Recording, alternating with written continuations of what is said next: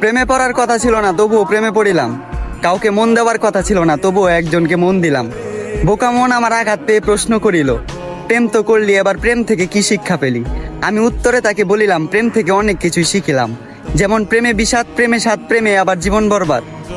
আমি অর্থের লোভে না পড়ে তাকে পাওয়ার লোভে পড়েছিলাম। একুলকুল না দেখে আমি একটা বেঈমানকে ভালোবেসেছিলাম। তার কাছে চেয়েছিলাম একটু যত্ন, ভালোবাসা আর ছোট্ট একটা সংসার। আফসোস, দুঃখ ছাড়া তার থেকে কিছুই পেলাম না আর। সে আমাকে দুঃখ দিয়ে দেনাদার, তার থেকে দুঃখ পেয়ে আমি পাওনাদার। আমি বিশ্বাস করি কাউকে দুঃখ দিয়ে কখনো নিজে সুখী হওয়া যায় না।